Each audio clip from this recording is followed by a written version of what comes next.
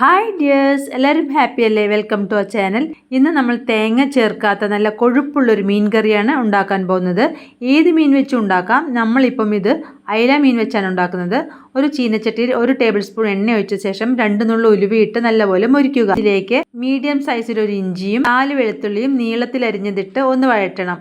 അതിനുശേഷം 10 ചെറിയ ഉള്ളി നീളത്തിൽ അരിഞ്ഞതിട്ട് നല്ലപോലെ വഴറ്റണം. ഇതിലേക്ക് ഒരു മീഡിയം സൈസ് പഴുത്ത തക്കാളി ഇട്ട് കുറച്ച് സമയം കൂടി വഴറ്റുക.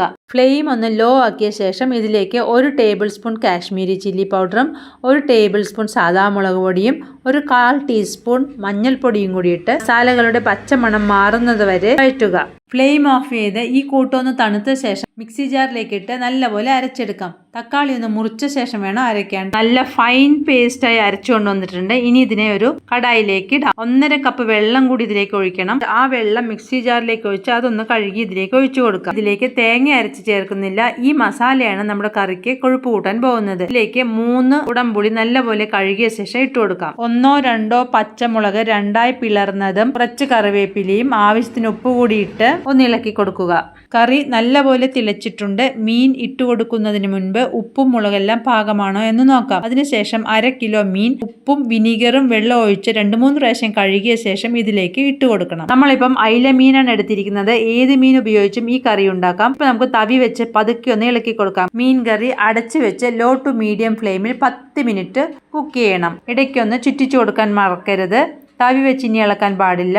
മീനൊക്കെ പെട്ടെന്ന് വേവും. നമ്മുടെ മീൻ കറി റെഡി ആയിട്ടുണ്ട്. ഇനി നമുക്ക് ഇതിനെ ഒന്ന് ചുറ്റിച്ച ശേഷം 1 ടേബിൾ സ്പൂൺ വെളിച്ചെണ്ണ കൂടി ഒഴിച്ച് ഒരിക്കൽ കൂടി ചുറ്റിക്കുക.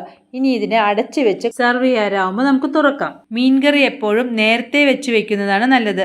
അതായത് ഉച്ചയൂണിന് കഴിക്കണമെങ്കിൽ രാവിലെ നേരത്തെ കറി വെക്കാം. മീൻ കറിക്ക് എപ്പോഴും ഇരിക്കുന്നതോറും ടേസ്റ്റ് കൂടി വരും. നല്ല കൊഴുത്ത ഗ്രേവി കണ്ടോ?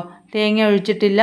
എന്നിട്ടും നമ്മുടെ ഗ്രേവിക്ക് നല്ലപോലെ കൊഴുപ്പുണ്ട്. അപ്പോൾ നിങ്ങളും ഈ കറി ഇടയ്ക്കൊന്ന് വെച്ച് നോക്കണം. എന്നിട്ട് അഭിപ്രായം പറയണം. ഇഷ്ടമായെങ്കിൽ ഫ്രണ്ട്സിനും റിലേറ്റീവ്സിനെല്ലാം റെസിപ്പി ഷെയർ ചെയ്ത് കൊടുക്കണം. ലൈക്ക് ചെയ്യാനും നമ്മുടെ ചാനൽ സബ്സ്ക്രൈബ് ചെയ്തിട്ടില്ലെങ്കിൽ സബ്സ്ക്രൈബ് ചെയ്യാനും മറക്കരുതേ. നല്ല ആവി പറക്കുന്ന ചോറിനോടൊപ്പം നല്ല ചൂട് മീൻ കറിയും അടിപൊളി ടേസ്റ്റാണ്. നല്ല ചൂടുണ്ട്, കുഴയ്ക്കാൻ പറ്റുന്നില്ല. മീൻ കറി ഒന്നുകൂടി ചൂടാക്കിയിട്ടുണ്ട്. അടുത്ത വീഡിയോയിൽ കാണാം. ബായ്.